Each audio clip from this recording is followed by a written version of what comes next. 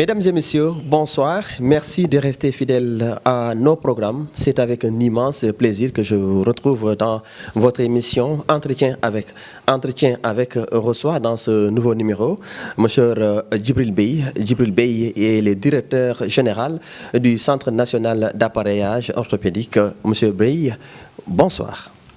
Bonsoir, Monsieur Kandé. Je vous remercie de m'avoir invité à cette émission. Voilà, je le disais en guise de présentation, vous occupez également sur le plan politique, vous êtes le coordonnateur national du mouvement Front pour la République.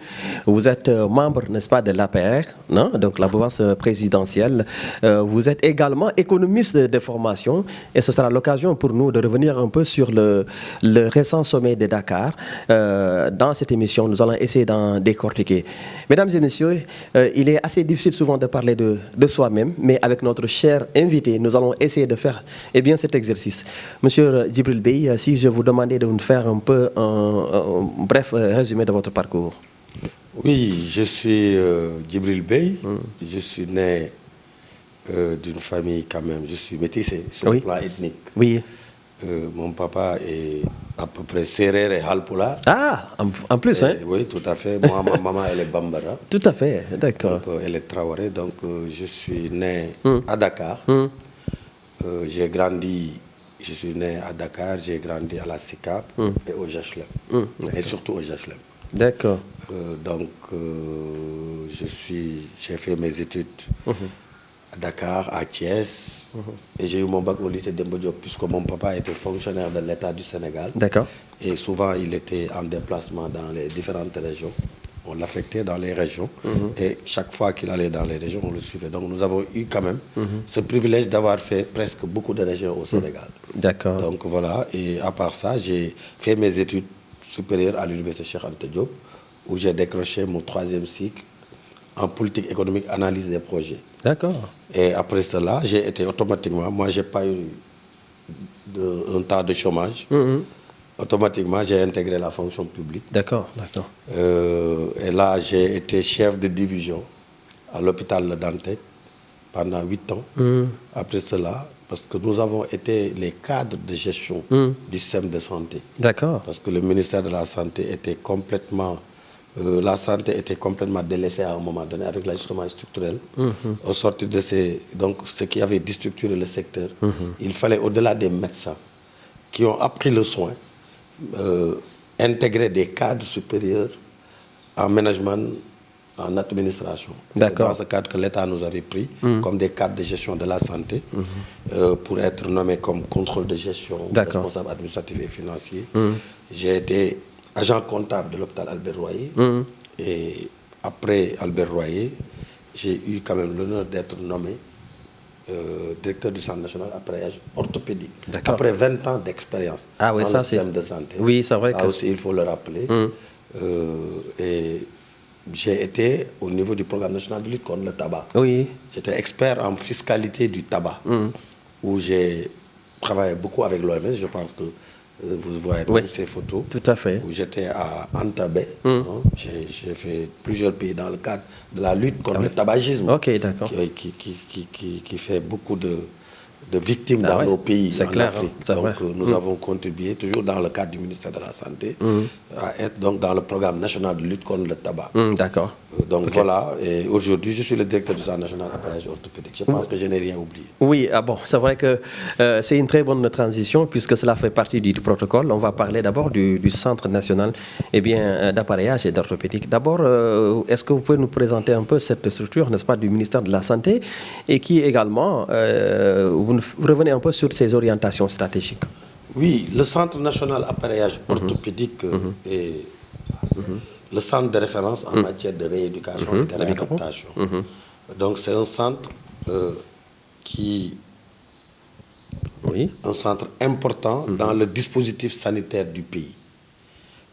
La rééducation n'est pas bien connue au Sénégal.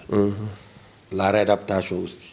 Même des personnes qui sont dans le ministère de la Santé, des acteurs du ministère de la Santé, ignorent beaucoup de choses dans ce sous-secteur-là.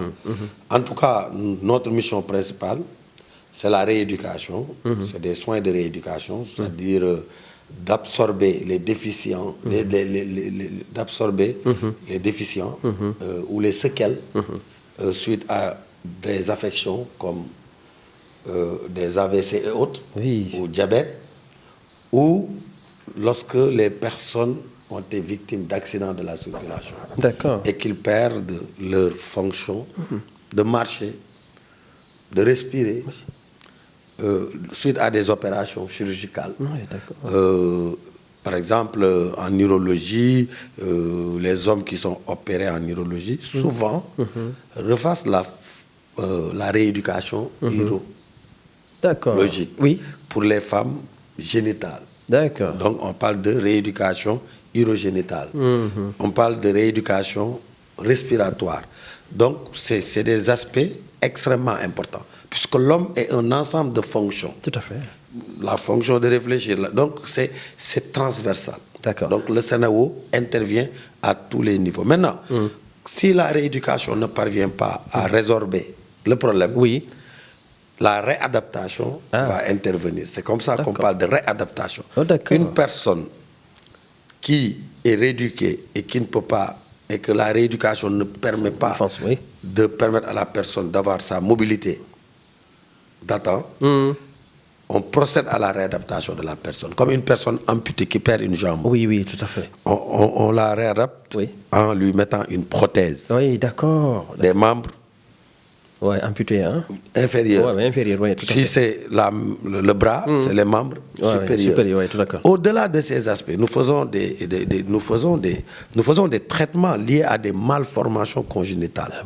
Par exemple, des enfants, d'ailleurs, je disais quelque part que la direction de la prévention, nous allons travailler avec la direction de la prévention pour que ce dépistage soit fait très tôt, pour que les Sénégalais soient sensibilisés sur ça. Un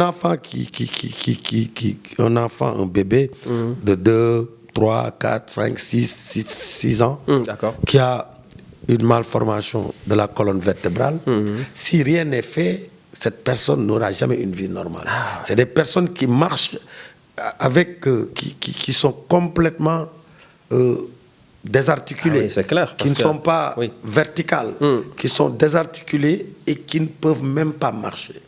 Donc ces gens, si on détecte très tôt l'affection, le CNAO intervient pour corriger ces malformations. Vous voyez les enfants qui ont des jambes complètement croisées. Oui, c'est vrai. Donc tout ça, nous le corrigeons et que la personne, s'il peut, pourra marcher normalement et avoir une vie normale. Alors, votre domaine d'intervention est assez vaste dans ce secteur et j'imagine un peu la forte demande. Alors, le Sénégal fait partie...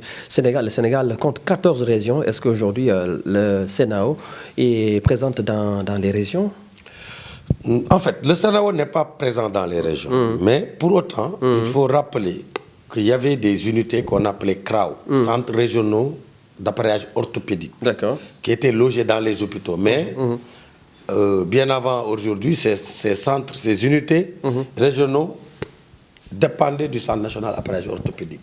Mais au fil du temps, le CNAO a perdu pied et que ces unités ont été directement rattachées aux hôpitaux dont d'accueil. Oui, d'accord, tout à fait. Donc, dans ce cadre-là, aujourd'hui, il y a 7 unités de rééducation et de réadaptation à Tamba, au niveau de l'hôpital de Tamba. Ah oui, à Tamba, oui. On a un centre, une unité, Kaolack, Saint-Louis, Louga, Thiès, donc Ziguinchor. Donc voilà les 7 régions qui bénéficient d'unités de réadaptation. Malheureusement, ces unités ne sont pas très fonctionnelles. Puisque, comme vous le savez, les hôpitaux ont... Mais qu'est-ce que vous comptez faire pour les renforcer également?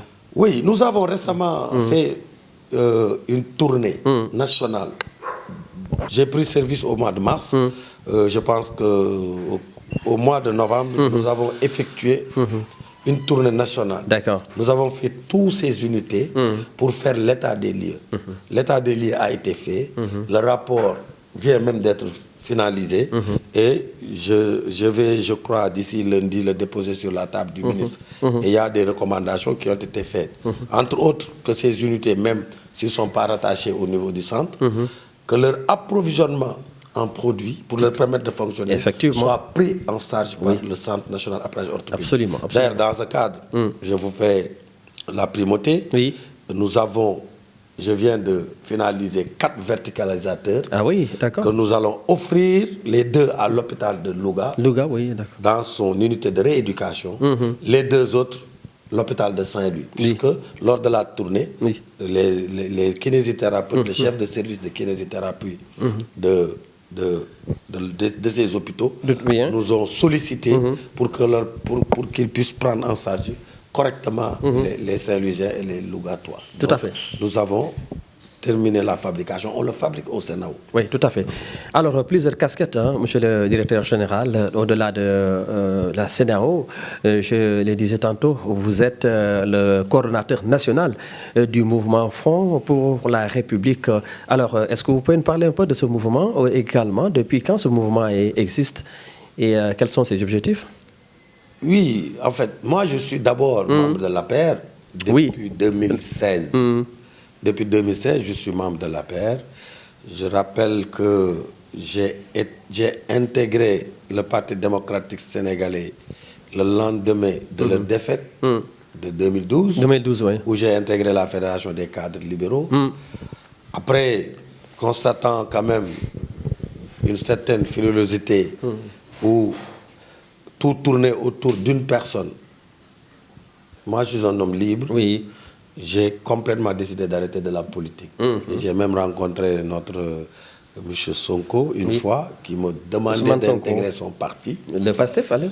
Oui, je voulais même le faire, naturellement. Je voulais le faire, puisque je me retrouvais souvent sur beaucoup de combats sur lesquels nous nous sommes battus durant notre séjour à l'université. Toute notre jeunesse, on s'est battu pour mettre Abdoulaye Wade au pouvoir. Nous étions la jeunesse malsaine, qu'Abdou Diouf disait. Donc, voilà le combat que nous avons toujours mené. Donc, j'avais décidé de le faire. Pour autant, heureusement que je ne l'ai pas fait, parce qu'entre-temps, Dieu m'a fait rencontrer un homme, un leader politique courtois, intelligent, qui a quand même un parcours vraiment irréprochable, M. Abdoulaye Diouf Sarr. D'accord. Quand je l'ai rencontré... L'ancien ministre de la Santé. Tout à fait. Oui, tout à fait. Étant un enfant de Dakar, comme lui, il m'a proposé de l'accompagner au niveau de Dakar. D'accord. Et là, j'ai intégré donc l'APR grâce à lui. D'accord. Et aujourd'hui, je suis membre des cadres républicains. Oui. Et pour autant, au fil du temps, j'ai constaté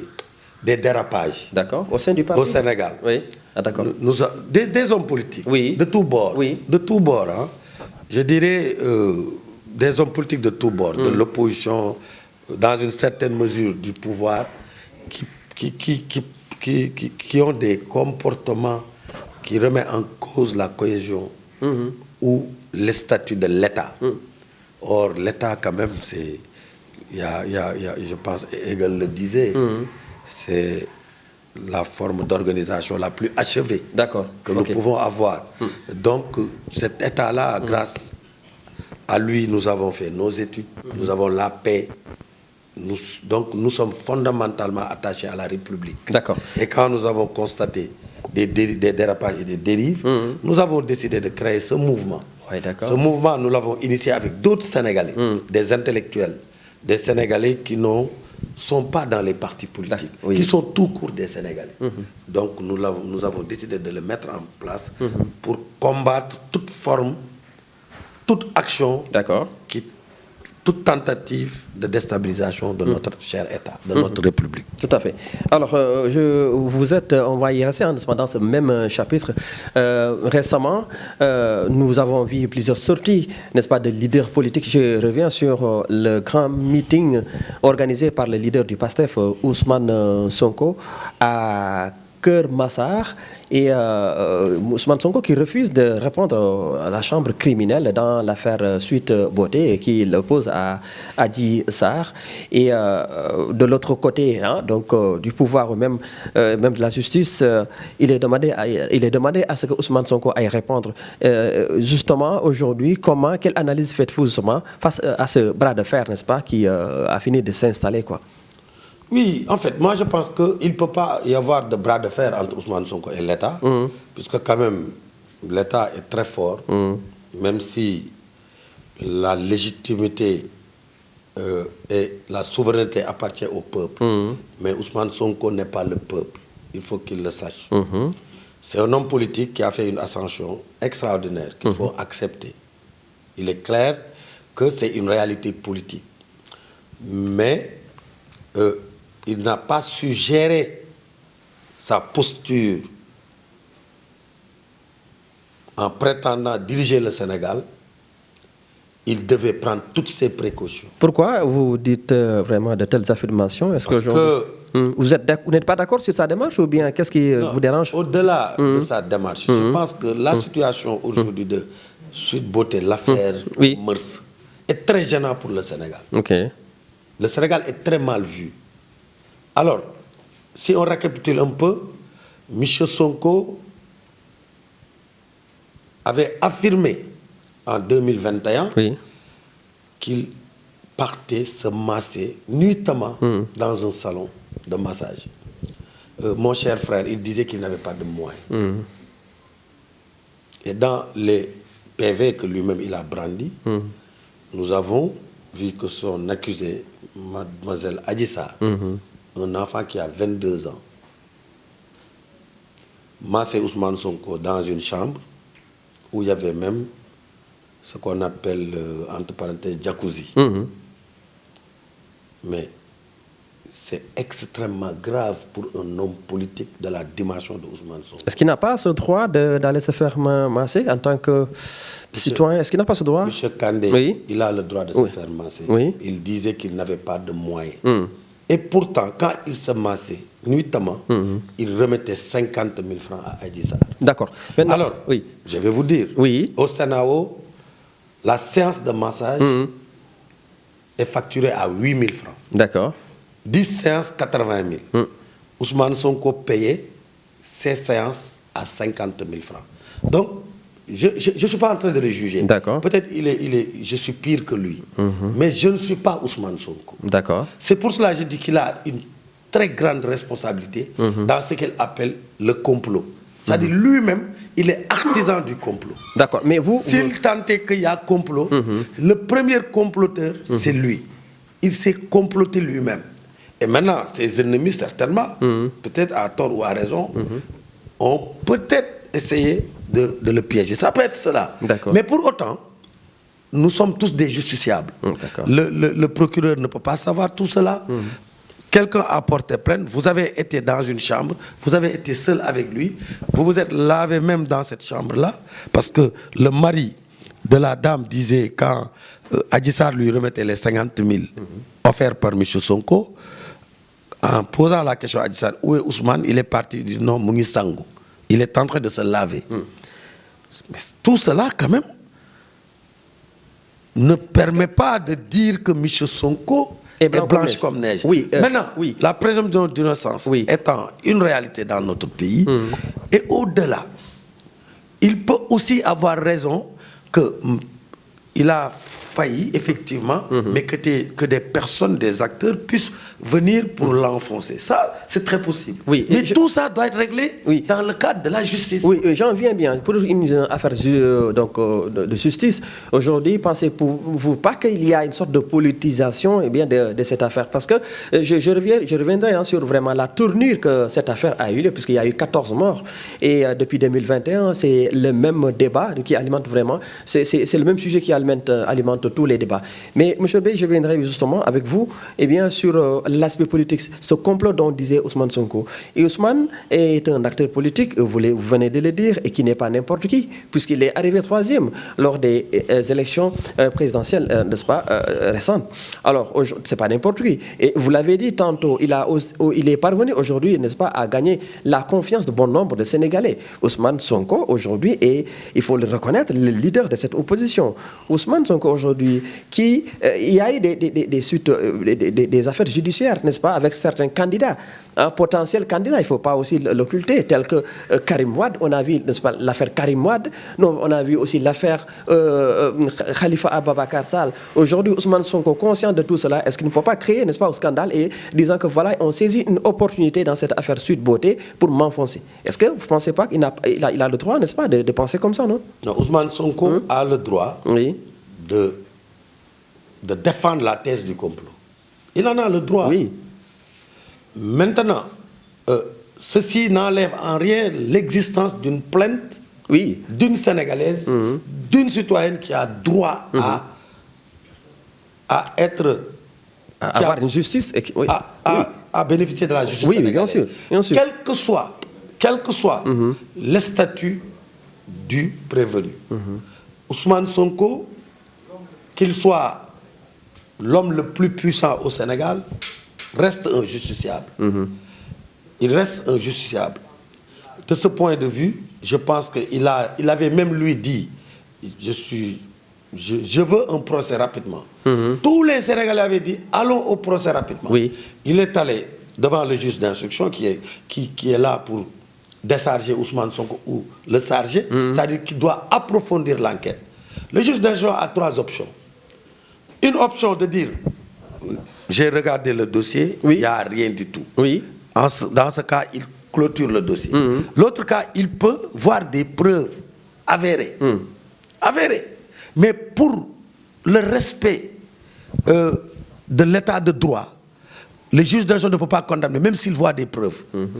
Il peut vous poursuivre en procès. Oui. C'est-à-dire faire un renvoi de procès et vous inculper. Oui. Il vous inculpe et renvoie à un procès.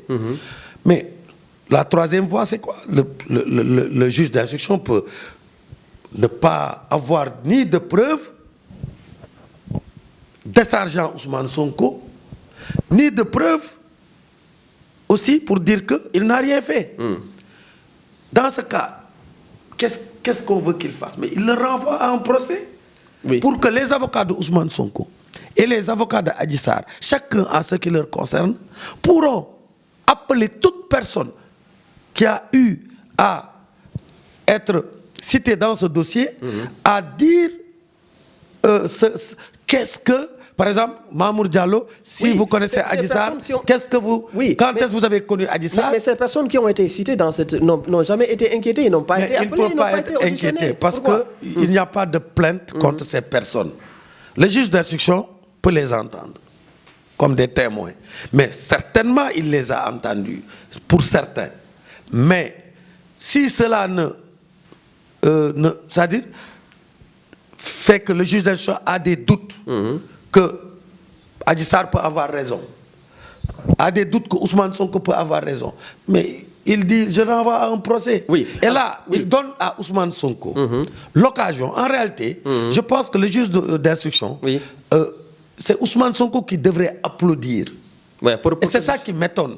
C'est-à-dire ce qui m'étonne, parce que moi-même, dans ma tête, je disais, parce qu'en réalité, je le connais. Est-ce que Ousmane Sonko, en pensant qu'aujourd'hui, qu'on renvoie cette affaire, n'est-ce pas, devant les chambres criminelles, n'est pas une sorte de piège pour lui, pour effectivement l'enfoncer davantage? Non, moi je disais que, moi personnellement, je suis dans la paix et tout, mais à un moment donné, très sincèrement, à entendre Ousmane Sonko, je vais aller au procès, et tout cela, j'ai dit, effectivement, ça peut être un complot. Ça, je l'ai dit, personnellement. Je l'ai dit, il y a eu des suspicions dans ma tête. D'accord. Mais quand j'ai entendu Ousmane Sonko, lors de son meeting de Kermassa, faire volte-face pour dire je préfère mourir, avoir un état d'esprit suicidaire, j'ai dit certainement il doit y avoir quelque chose. De quoi il a peur? C'est comme subitement, on a mis un lion devant lui. C'est ça que cela me donne. Moi, j'étais à un moment donné, très sincèrement, et je vous dis, M. Kandé, vous savez, le Front pour la République ne va pas protéger qui que ce soit. Nous allons regarder ce procès. Et si Ousmane Sonko, il y a des incohérences, et que Ousmane Sonko a raison, qu'il est innocent, et que Adji Sarr a été manipulé, je le dis devant les Sénégalais, nous allons nous lever pour demander que ces gens qui ont créé cela soient poursuivis et sanctionnés. Nous pensons que ce pays n'a pas besoin de ça. Ousmane, il prétend vouloir diriger le Sénégal. Il doit avoir de la retenue. Il doit avoir de la posture. Mais nous avons constaté que chaque fois qu'il est devant ses militants, certainement, il n'a jamais vu une foule aussi important. Ah non, je ne pense pas. Il ne l'a jamais vu, mais nous l'avons vu. Il a fait son nommé couture. Hein? Non, il n'a jamais vu cela. Il a fait son nommé couture. Mais nous, en 2012, on était parti prendre Abdoulaye Wade à l'aéroport. Oui. Parce que nous, c'était... Oui. J'étais pas du PDS, hein, mais nous étions tous des jeunes de SOPI. Oui, mais aujourd'hui... Nous étions partis prendre Abdoulaye Wade de l'aéroport de Dakar. Oui. Mais moi, je courais ce jour-là, de l'aéroport jusqu'à Grand Dakar. Oui, mais ça, c'est jusqu'après qu'il ne soit battu aux élections. C'est pour dire, malgré la foule, Maître Wade avait dit, nous avions dit à Maître Wade, allons-y au palais. Il nous a dit non. D'accord. Non, je ne vais pas marcher sur des cadavres. C'est ça une posture. Ousmane Sonko, par contre... C'est même Abdoulaye Wade aussi qui disait des policiers Aïnit Lagnou. Oui, mais ça, il le disait effectivement dans sa communication. Oui, mais est-ce que aussi Ousmane Sonko... Mais au moment où il disposait... Oui, M. Bey. Oui, est-ce que Ousmane Sonko, en disant également, lors de son meeting, oui, on est prêt à tout, n'est-ce pas, quitte à ce que vraiment, j'ai déjà signé mon testament. Est-ce que ce n'est pas une sorte, n'est-ce pas, c'est pas une question une bataille de communication, une manière de jouer, n'est-ce pas, sur la psychologie, n'est-ce pas, de son adversaire? C'était excessif. Vous savez, il faut respecter les institutions. On ne peut pas dire je tue le président ou il me tue. Ça, c'est irrespectueux.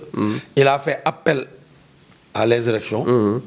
En réalité, il a même attaqué, si je puisse m'exprimer ainsi, nos institutions religieuses.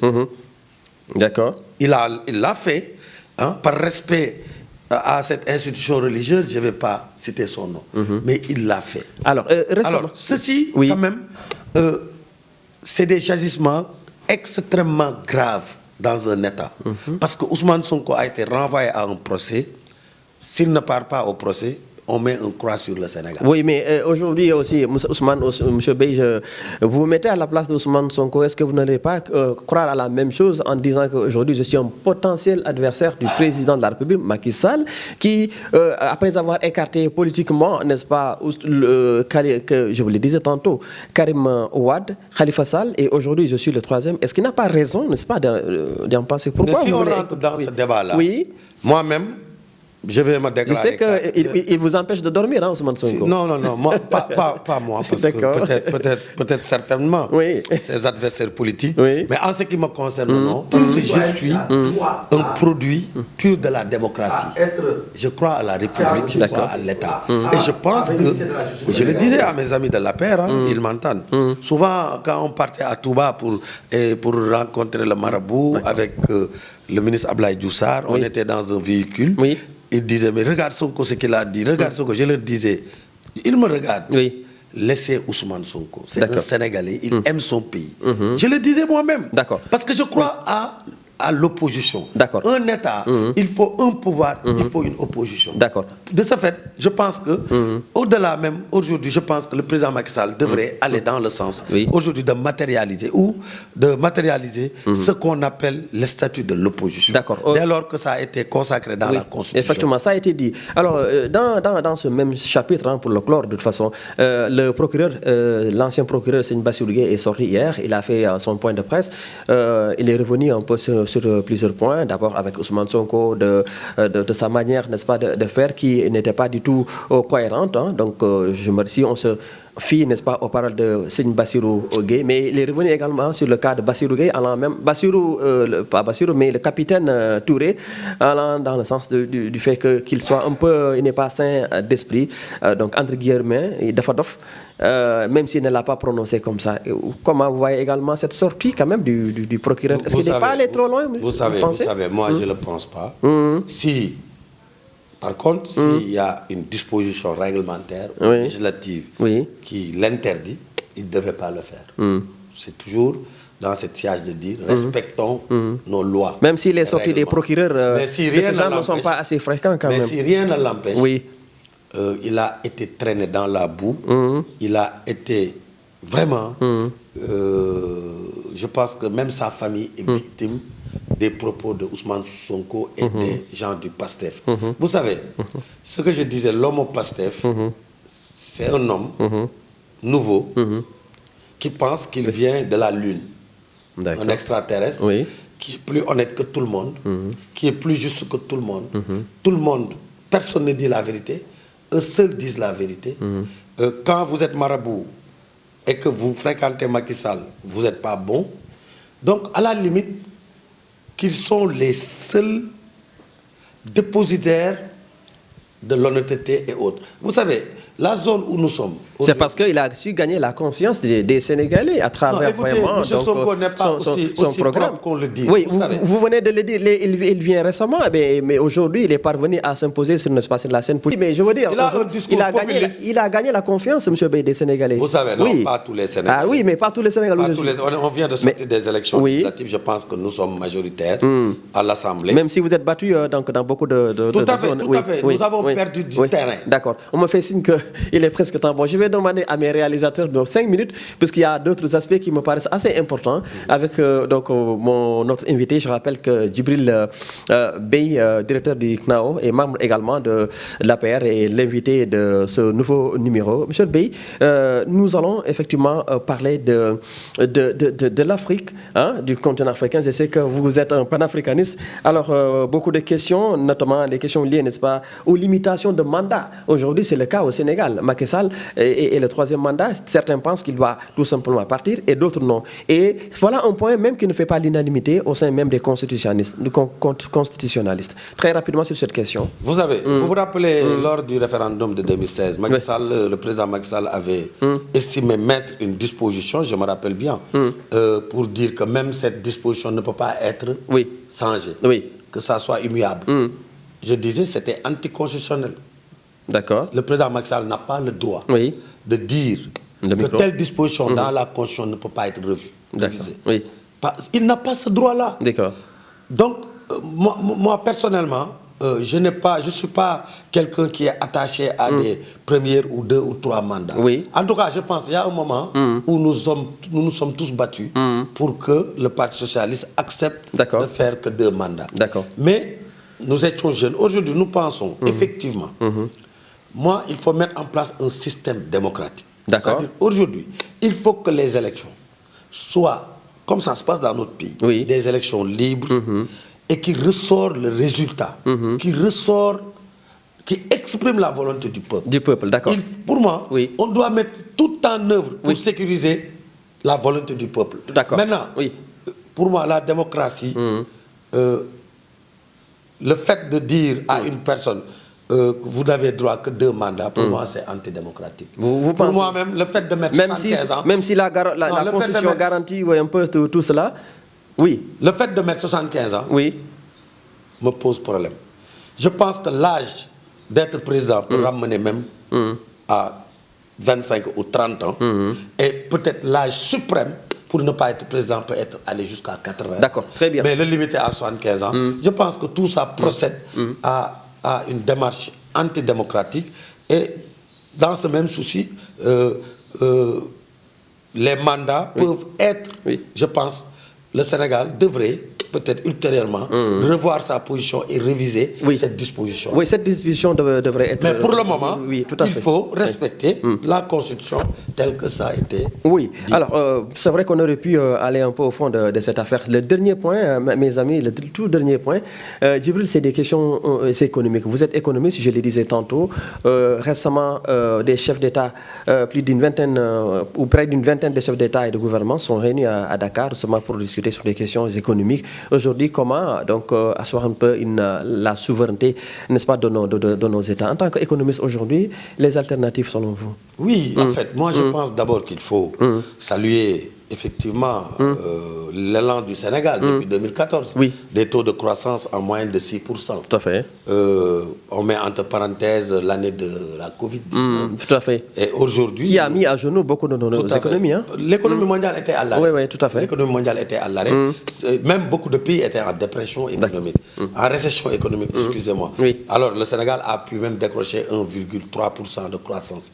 Je pense que nous allons vers une année 2023 où le Sénégal va atteindre un taux de croissance de 11%, avec un déficit budgétaire de 5,5%. Maintenant, le grand problème, c'est souvent sur les produits dont nous consommons. Notre agriculture. Je pense qu'aujourd'hui, le président Macky Sall devrait mettre le cap. Il a fait beaucoup d'efforts dans l'agriculture, mais il devra faire plus d'efforts. Les mêmes montants qui ont été injectés comme le BRT et le TER doivent être faits au niveau de l'agriculture. Oui, le président. En mettant en place des infrastructures de base qui permettent de conserver nos produits. Parce que souvent, aujourd'hui, le Sénégal est en train de produire, d'avoir atteint presque l'autosuffisance en oignons. Oui. Mais malheureusement, n'ayant pas de structure pour pouvoir conserver ces produits-là, et ça coûte nous cher le perdons. Oui. Et dès que la rupture dès que le marché n'a plus d'oignons, nous allons vivre des taux d'inflation importés sur le plan mondial. Donc je pense que l'agriculture devrait nous permettre d'atteindre une autosuffisance ou bien de produire ce que nous consommons pour être autonome par rapport à l'inflation, souvent qui nous viennent suite à la guerre de l'Ukraine ou de l'inflation. Et malheureusement, nous sommes parfois, donc nous en sommes victimes. Alors, c'est vrai, Djibril, c'est terminé, monsieur le directeur général. Cet entretien, un dernier mot. Oui, c'est très rapide, je pense. Oui, ça va vite. Développer sur la question économique. Oui, c'est vrai. J'ai pas eu le temps, j'ai vu que vous étiez un peu tout à fait. par rapport au temps. Moi, on va y revenir. Je vous remercie, monsieur Kandé. Je remercie Ibrahima. Je remercie mon frère Dia. Je remercie Sader Diallo également. Sader Diallo. Et toute votre équipe. Merci. Je prie pour vous. Je pense qu'il faudrait que l'État accompagne ces initiatives que vous êtes en train de faire. Merci. C'est la meilleure façon d'accompagner la presse sénégalaise. Merci beaucoup. Un pilier important de la démocratie. Merci, mesdames et messieurs. C'était donc Djibril, merci. Merci, ça fait vraiment un énorme plaisir. Alors, mesdames et messieurs, c'est la fin de cet entretien. Nous avions comme invité M. Djibril Bey. Il est le directeur général du Centre national d'appareillage orthopédique, c'est bien ça. Et il est également coordonnateur national du mouvement Fonds pour la République, membre de l'Alliance pour la République, l'APR. Et vous avez entendu Djibril, il est économiste. On va y revenir sur des questions d'économie, et puisque cela nous préoccupe beaucoup. Merci à Sader Diallo, merci à Ibrahim Abba, merci également à Demba Ramata Dia pour la coordination. Passez d'excellents moments en compagnie de nos programmes. Au revoir.